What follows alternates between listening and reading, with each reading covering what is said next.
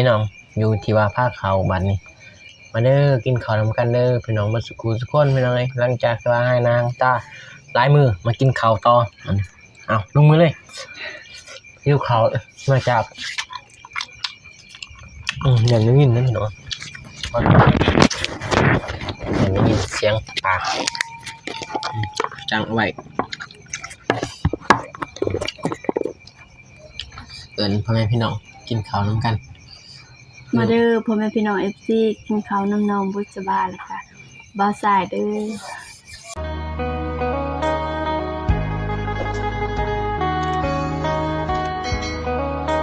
พี่น้องเปิดภาพมาบาดนี้หลายมือแล้วที่บ่าวสายบ่ได้เอาลงคลิปพี่น้องมื้อนี้ก็เลยเข้ามาทางน้องบุษบาให้แม่น้องบุษบาเฮ็ดเมนูอ้อมหอยให้สู่บ่าวสายกินพี่น้องนี่เครื่องมือแล้วก็มีต้มน้ำอยู่นี่ก็จะเป็นต้มน้ำพี่น้องต้มน้ำไว้มีอยู่มักพริกแล้วก็ส้มหัวสิงไข่น่าจะแม่นพี่น้องเดี๋ยวสิถามน้องเพิ่นอีกทีพี่น้องตอนนี้ก็คือกะเกียมหอยจะเป็นหอยอันนั้นพี่น้องหอยน้องเพิ่นไปหาจะเป็นหอยขี้คมพี่น้องนี่โอ้คือแบบว่าบ่ใส่ก็คือแบบว่ามักแห้งหอยนี่ด้นแล้วที่ว่าบ่ได้กินพี่น้องหอยขี้คมนี่ด้นเติบแล้วที่บ่ได้เข้ามาหาน้องเพิ่นมื้อนี้ก็เลยจัดแบบว่าสุดใหญ่ให้ FC แบบว่าด้นแห้งบ่ได้เข้ามาจัดสุดใหญ่เลยนะพี่น้องเอาหันหน้าตามทางนี้เด้อพี่น้องจากที่ว่าหายป่วยหรือว่าหายดีแล้วก็เลยมาเปิดคลิปอยู่ที่ว่าบ้านน้องเพิ่นเลยพี่น้องก่อนอื่นก็กราบทักทายสบายดีเด้อพ่อแม่พี่น้องหมดสุขสุขคนพี่น้องบ่ว่าจะว่าอยู่ภายในหรือว่าต่างประเทศก็กราบทักทายสบายดีพี่น้องเข้าสู่ช่องบ่าวสายชาแนลคือเก่าคือเดิมพี่น้องแล้วก็มีทั้งน้องปุษบาพี่น้องนี่เพิ่นจะกะเกียมแต่งอาหารเดี๋ยวสิให้เพิ่นทักทายสบายดีพ่อแม่พี่น้องหรือว่าสบายดีเด้อน้องโดยสบายดีใหม่ทักทายสบายดีโดนได้ที่บ่สายไปได้เข้ามาพี่น้องบ่สบายแน่เฮือนก็แล้วแต่ว่ามื้ออื่นหรือว่าสิสรุปพี่น้องถ้าเบิ่งคลิปมื้ออื่นตอนนี้ก็สบายดีเด้อพ่อแม่พี่น้อง FC แล้วก็สบายดีเด้อผู้ใหญ่ใจบุญทุกท่านบ่ว่าสิอยู่ฝั่งลาวฝั่งไทยอยู่ภายในหรือต่างประเทศก็ขอกราบทักทายสวัสดีสบายดีเด้อโดยสบายดีพี่น้องจังได๋ที่ว่าเฮือนเป็นสิทธิ์สมบูรณ์เลยบ่โดยบ่ใส่ก็เข้ามาตั้งแต่มื้อนั้นแล้วพี่น้องดนเติบนี่ตอนนี้ก็ฝนตกบ่มื้อนี้ตกฝนตกไปไสมื้อนี้ไปบุญหวานกันดอนไปบุญมากันดอนไปเบิ่งซื่อๆพี่น้องโดยมื้อนี้ก็พิเศษสิเว้าพี่น้องมีสิเว้าเรื่องที่ว่าสิเฮ็ดหยังสิออมหอยนี่เด้พี่น้องออมหอยนี่ก็จะเป็นอีหยังผักอีคู่เด้ผักตัวปลูกอยู่นานผักอีคู่ใส่น้ำแล้วก็ผักหยังอีกมีผักโฮมแล้วก็ตัวนี้เป็นผักมังหะโบราณผักมังหะพันลายเสียแล้วก็มีผักนางเลิศยำอึนิดนึงโดยใส่ออมหอยคือสิแซ่บพี่น้องขาดบ่ได้ก็คือนี่ออมแม่นบ่โดยข้าวขวาขาดบ่ได้นะครับขาดบ่ได้อีกคนเฮ็ดขาดคนเฮ็ดก็คือจบพี่น้องFC รอคอยมานานวันนี้ก็เลยมาพ่อน้องบุษบาทำเมนูยังอีกต่อมั้ยทำเมนูออมหอยพี่น้องออมหอยไปหาเมื่อคืนได้บ่เขียดกบได้พอได้กินอยู่เด็กกระป๋อมก็ยังโอ้นี่กระป๋อมก้ายังหน่อยนึงโดยพอได้กินอยู่คาบนึง2คาบหอยนี่ก็มื้อคืนน่ะบ่โดยเพราะว่าเอามาแช่ให้ขี้ต้มมันออกก่อนพอได้ออมอยู่หอยจังมาแกงมาออมนี่จะเป็นขั้นตอนที่ว่าทำเมนูไปนอนไม่แต่ว่ารอทาอีกจักหน่อยเดี๋ยวมั้ย น้องเพิ่นก็สิแกล้งรอน้ำอันนั้นบ่รอน้ำกดบ่ โดยให้น้ำ กด พด หรือบ่ ก่อนกำลัง โอ้กำลังขึ้นบ่เผ็ดบ่โอ้คือแดงจึงคืนพี่น้องเอ้ย บ่เผ็ด แดงจึงคืน เพื่อเอาใส่ผักน้ำอยู่ในผักนี่ เพื่อใส่ผักเพื่อใส่หอยเนาะ โดย เมนูมันก็คืออันนี้แหละเกลือบ่นี่ โดย มึงเบิ่งเกลือเอ้าคือว่าในเดียวแต่เกลือนี่พี่น้อย โอ้ยพออยู่บ่เป็นแหลน เกลือก็เบื่อหมดเลยหลังจากที่ว่าลงทุนเฮ็ดเฮือนพ่อ โด แม่ ย พ่อแม่ FC แต่ว่าพอหักของน้องวิศบาพี่น้องลงทุนเฮ็ดเฮือน จนแล้วพี่น้องจ้ะเดี๋ยวมื้ออื่นสิเว้าเรื่องเฮือนพี่น้องตอนนี้ก็เว้าเรื่องที่ว่าอาหารก่อน มื้ออื่นเพิ่นแหละ ที่ มื้อ ใส่ อื่น ผั เสาก ร์ ก่อ สิ น มาหาน้องเพิ่นอีก ใส่ผักก่อน ใส่ผักมันสิบ่นั่นเปื่อยบ่หอยตำลังบ่ห ห อ อย ยใส่ตำลังเพราะมัน ตำลัง จั บ่ ง ห ซี่ อย นี่ บ่ใส่ก็ยังบ่ฮู้เด้ แต่ผักตัวนี้มันง่ายอยู่เฮาก็ต้องใส่ตัวนี้ก่อนนี่ยังใส่หยังอึ ใส่อันที่ว่ามันบ่เปื่อยเนาะเปื่อยยากเนาะ โดย อ๋อยังคือเก่าพี่น้องเอ้ยเฮือนซานบ้านซองต้นน้องเพิ่นยังคือเก่า อยู่นี่ก็ยังบ่ทันได้เฮ็ดบ่สายนี่เฮือนครัวนี่เบิ่งตินี่เปียกเบิดเลยนี่พลพระมื้อนี้นี่พลตกได้มื้อนี้นี่พุ่นเป็นห้องจกโลกยังบ่ทันได้ใส่ แต่ว่ายังบ่ทันแล้วได้นี่เดี๋ยวสิใส่นี่ก่อน เปียกหมด บางทีมื้ออื่นนี่แหละถ้าว่างสิมาเขามาใส่นี่แหละเฮือนครัวนี่บ่เป็นแน่ฝนตก ย่าน เฮือนใหญ่เสร็จสมบูรณ์ โดยสิขึ้นนี่ย่าน ยันแหละมันย่านตัวนั้นแหละพี่น้อง หมูมันสิขึ้นได้แต่บ่เพราะว่ามันโดกหมดแหละขึ้นแล้วยันเป็นนั่นนั่นแน่ถ้าห คิ มาง ดยากมัน หมางออกหมดได้หาเสาไม้หั่นสิได้กันว่าสิขึ้นไปใส่หั่นมันโดกย่านมันสิหักลงหั่นนะ อย่ามันหัก โดย อืม มันหักยันแบบเป็นนั่นนั่นแนวนี้ ถ้าหักนี่ตกปุแล้วแหละนี่พี่น้องเอ้ย โดย ตกฟูอีหลี อืมถ้าเอาสิใส่อีกประมาณอยู่จักแผ่นประมาณ2แผ่น3แผ่น 2 แต่ว่าใส่ไว้สังกะสีเก่าได้อยู่ เก่าเด้ เพราะว่าสังกะสีเก่าก็ยังมีอยู่โตเถื่อบ่รู้ของเฮือนน้องเพิ่น ตึมก็ตั้งมันพระหน้าเนี่ยจักมันแนวได้คือมันตกมาแห้งมันพระนี่แหละ มันเป็นผ้ากะติแบบนี้แหละ โดยแบบตอนเฮือนใหญ่ก็แบบนี้แหละฝนตก ตอนเดียวใส่ผ้ากะติเนาะ โดย เดี๋ยวนี้บ่พระหรอ บ่พระ เป็นลมแห้งได้ บ่พระแล้วเศร้าบ่เปียกแล้วเด้เครื่องของอีหยัง บ่เปียกแล้ววันนี้ดีใจบ่ ดีใจ มื้ออื่นพี่น้องเอ้ยมีแต่ให้น้องเพิ่น สรุปค่าใช้จ่ายอยู่ ค่าใส่จ่ายมื้ออื่นนั่นแหละว่าเท่าใด น้องก็ได้จดเอาไว้หมดเลยตัวซื้อ 1,000 2,000ก็แม่นจดเอาไว้หมดเลย เพราะว่าทางบ่สายนี่ให้น้องเพิ่นหมดนะ แล้วก็จดอะไรก็ ให้น้องเพิ่นซื้อเลย หมดทุกอันซื้อตัวใดก็ เห็นบ่ที่ว่า เพราะว่ามัน3มื้อเฮ็ดก็ 3 เฮาก็ซื้อของกินของอยากมาเลี้ยงพี่น้องที่มาช่วยอีก มื้ออื่น ถ้า สรุป สิหาเพิ่นซื่อๆก็บ่ได้ต้องเว้นก็ต้องได้ซื้อน้ำบอกน้ำบ้านอีหยังนั่นแหละมาให้เพิ่น คือเห็นแล้วว่าสายก็ถ่ายคลิปอยู่พี่น้องเอ้ยเห็นอยู่น้องเพิ่นซื้อหลายอย่างอยู่ซื้อในอยู่แนวกินแหละแต่มื้ออื่นพุ่นแหละสิฮู้พี่น้องเอ้ยใส่จ่ายเหลือเท่าใดถ้าเหลือเท่าใดก็น้องเพิ่นบ่ได้ไปใส่ดอกเบิ่งตามน้องเพิ่นนี่ก็ บ่ได้ไป ลงมือบัดนี้เข้าสู่ระบบออมหอยเพียงไง น้ำลาย มีน้ำบ่ยุบเอาติ น้ำมันลายยุบได้บ่ ได้บ่เป็นหยังดอกน้องก็ล้างมือเลยตื่นๆก็ห้อยก็อยู่ในเปลือกเนาะเมนู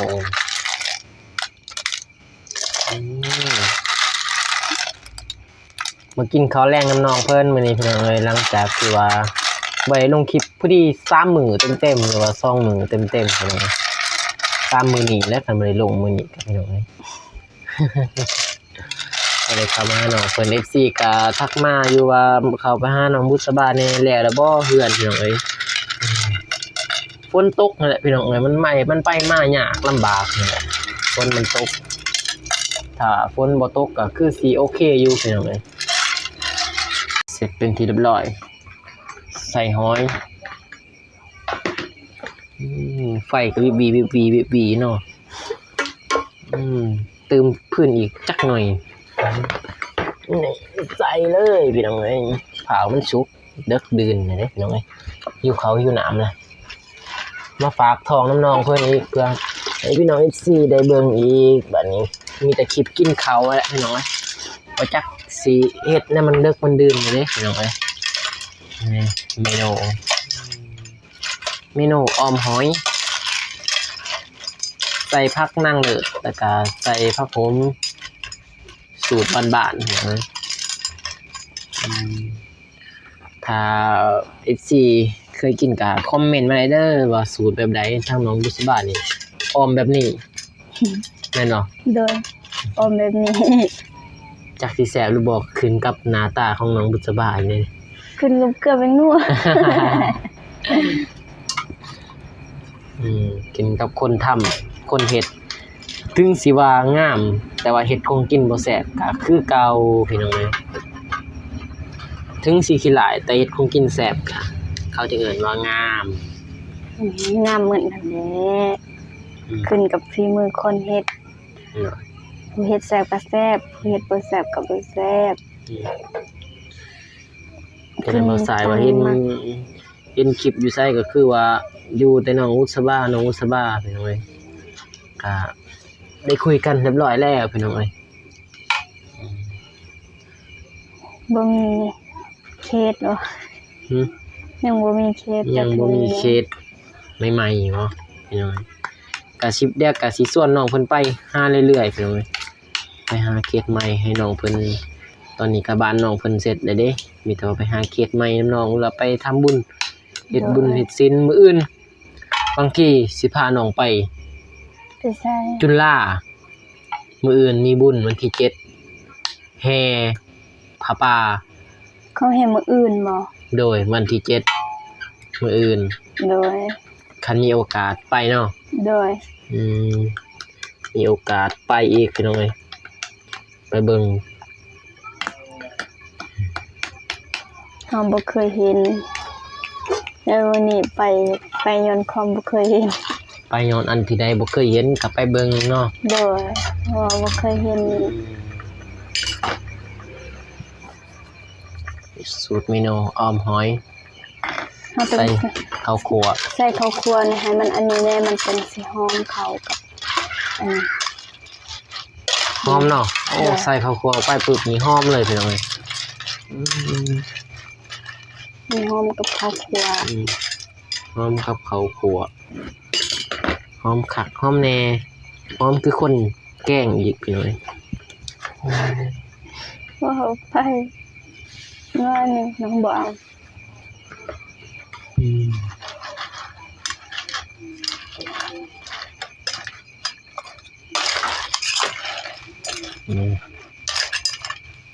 สูตรเมนูออมหอยลอดท้าพี่น้องเอ้ยมีแต่ว่าลอดท้า บ่มี ใส่ ผักอีตูใส่มีผักอีตูใส่ไม่ใช่ ถ้ามีข้าวอีตูเนาะคือสีหอมเลยออมเลย เด้อ แต่ว่าตลาดก็บ่มีพี่น้องตลาดมันใกล้โพดอยู่นี่ ขึ้นมาตลาดกับบ่ซูมีนะ ตลาดมันเป็นตลาดน้อยของบ้านเนาะ จะเฮาอัน จะ นี้ ปลูกเองเนาะ ปลูก ซื้อมาปลูก บ่มีแกนมัน ซื้อมาปลูกมายังหั่นแหละ เพราะมันหายากแกนผักอีตู ขนมนี่โอ้เท้าลงตอนนี้นี่พี่น้องคือสิกลืนน้ำลายพี่น้องเห็นทางน้องสบาเพิ่นแกงถ้า เป็น พี่น้ จะ องได้ แซ่บ เห็น อยู่บ่หอมอยู่ได้เนาะ หอมแล้วพี่น้องเอ้ย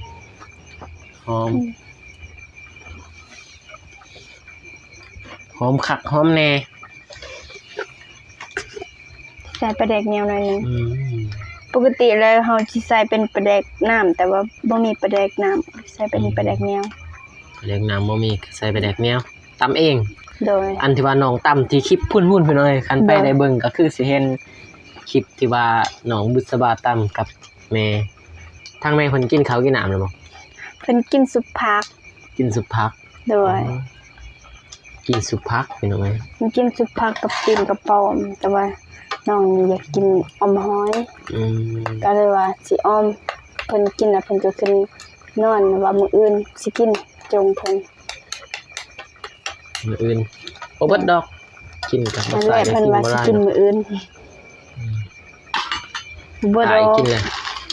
กินแล้วเพิ่นก็กินสักพัก อืม ชั่วโมงนี้มันเพิ่นนอนแล้วนะโมงนี้มันฮอดโมงเพิ่น เป็นไข้แน่แล้วบ่อาการ โดย นี่บ่เป็นหยังหรอก บ่เป็นหยังแล้ว คิด ถือว่าถือกับอย่าง ถือกับยาเนาะ โดย อาการของแม่น้องเพิ่นก็ไข้แน่พี่น้องเอ้ยบ่น่าเป็นห่วงแล้วบาดนี้ โดย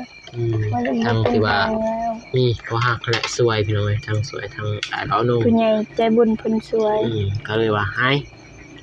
ถ้าว่ามันเป็นอีกครับไปอีกพี่น้องนี่แหละน้องหอยสุกแล้วบ่นี่ ซิมเบิ่งหอย เบิ่งหอยเบิ่งโอ้คือแบบเข้มข้นขนาดเนาะ โดย โอ้ภาษายามใดมันยามใดก็มีแต่โซเมโนตลอดพี่น้องอืมครับสุดยอดปรับมักซิดเอายังต่อ น้ำปลา ใส่น้ำปลาอีก ได้ โอ้ แต่มันถ้าเราใส่ปลาแดกน้ำมันสิอันนี้แต่นี่ปลาแดกเหนียวมัน อืม บ่ค่อยสิอันนี้ปานใด แสะโดดเบิ่งบ่ใส่สิลองสีมัน เสียมแล้วอะ สี ใส่น้ำปลาก่อนแป๊บนึง อืม แล้วเราใส่เป็นนัวจ้ะซิมเลย อืมโอ้พี่น้องเอ้ยฮ้อนขนาดนะเดี๋ยวสิลองซีมให้พ่อแม่พี่น้องทางน้องบุษบาแกงสิแซ่บบ่พี่น้อง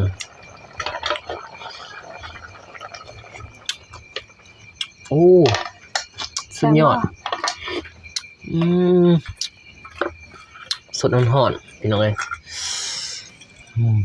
คักอีหลีพี่น้องเอ้ยนี่ผ่อนถอยๆพี่น้องมาตักกินเลยมันนี่พี่น้องหิวข้าวเลยเด้บาดนี้มาไปพี่น้องเดี๋ยวสิตั้งกล่องกันเด้อพี่น้องตั้งกล่องก่อนกินข้าวเลยพี่น้องอยู่ที่ว่าผ้าขาวบัดนี้มาเด้อกินข้าวนำกันเด้อพี่น้องมาสุขุทุกคนพี่น้องเอ้ยหลังจากที่ว่าให้นางตาล้ายมือมากินข้าวต่อเอาลงมือเลยหิวข้าวมาจากอย่างนี้ยินนะพี่น้องอย่างนี้ยินเสียงปากจังเอาไว้เอิ้นพ่อแม่พี่น้องกินข้าวนำกัน มาเด้อพ่อแม่พี่น้อง FC กินข้าวน้ำนมบุษบาเลยค่ะบ่าวสายเด้อกินออมหอย ที่ว่าเป็นคลิปที่ว่ากินข้าวนี่หลายมื้อเลยเนาะที่ว่าบ่ได้กิน โดย หลายเอาคลิปแห้ง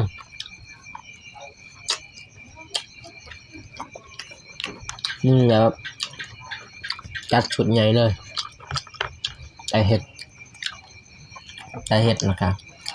กินอมหอยขี่คมแซ่บเหรอ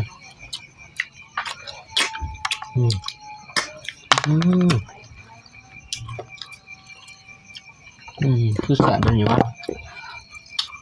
เป็นเบาใสอยู่เขาจักหน่อยแน่นอน บ่ฮู้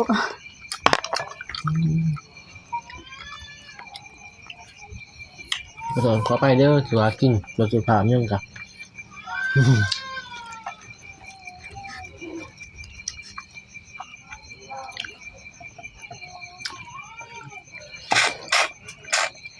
แม่เพิ่นกินล่ะ โดย ทำไมอ่านน้องเพิ่นกินแล้วปลาท่าไม่ได้น้องกินกับน้องเขาส่วนมากก็สิกินแต่กับน้องเพิ่น2คนเพราะว่าทางแม่น้อง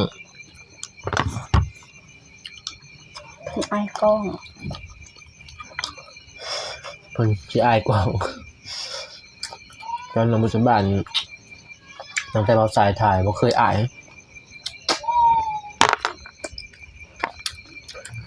ยังเห็นกล่องให้เงือกเขา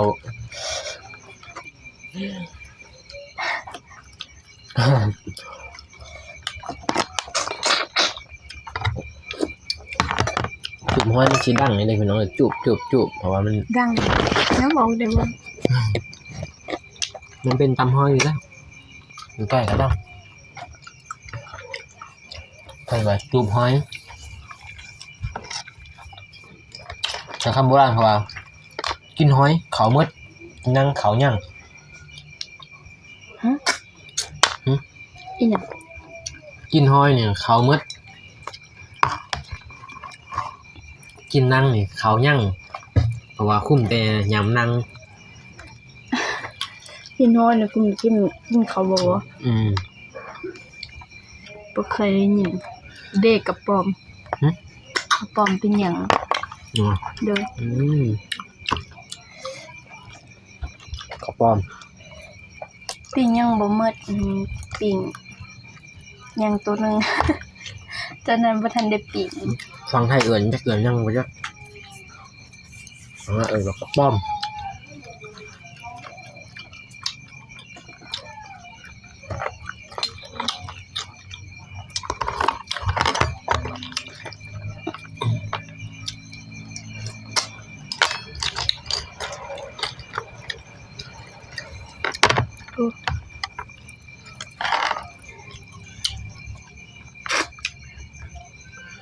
มา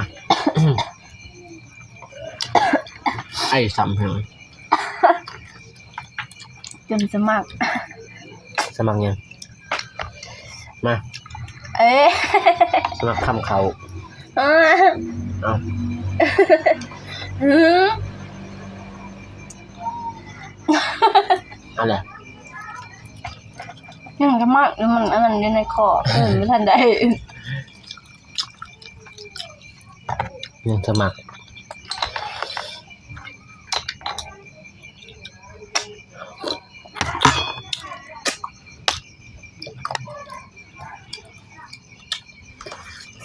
โอเคพี่น้องเราจะจบคลิปแล้วก็มันกาลายเวลาเวลานาทีน้องไปกินข้าวกินหนักทำมาใส่กันมีแต่ว่า เราใส่กับน้องมุสบากาจบคลิปไปก่อนน้องตัวคลิปมันกาเงาถ้าเราใส่กาเก็บคนจำเลยได้บ่ไล่ไปน้องจะเป็นตัวจบคลิปไปก่อนก่อนอื่นกาขอขอบใจ FC เพื่อนสกูทุกคนเด้อที่ว่ายังแพงเราใส่แล้วก็อินดูสงสารทางน้องบุษบาหรือว่ายังอยู่เคียงข้างแล้วสู้ต่อไปกับเราใส่ขอให้ FC ทุกท่านจงมีทุกความสุขความเจริญปรารถนาสิ่งใดก็ขอให้ได้สิ่งนั้นให้ได้ดมปรารถนาความเจ็บใหญ่ใดความไขยายมีให้ร่ำให้รวยเฮงๆปังๆหมดสุขทุกคนเด้อพบพอกันใหม่คลิปหน้าพี่น้องคลิปนี้บ่าวสายกับน้องอุสบาก็จะได้ขอตัวลาไปก่อนพี่น้องมีแต่ให้น้องบ่ขอบใจจบคลิปเอา เล่น เห็นมัน สบากา ก็ว่าทางสองสายก็ และน้องบุษบาก็สิขอขอบใจทางผู้ใหญ่ใจบุญเพิ่นเด้อที่มีจิตใจเมตตาสงสารน้องบุษบาแล้วก็ขอขอบใจทาง FC ที่ยังหากยังแพงยังอยู่เคียงข้างน้องบุษบามาโดยตลอดและเป็นกำลังจิตกำลังใจให้น้องบุษบามีแห่งสู่ต่อน้องบุษบาก็สิขออวยพรให้ผู้ใหญ่ใจบุญและก็ FC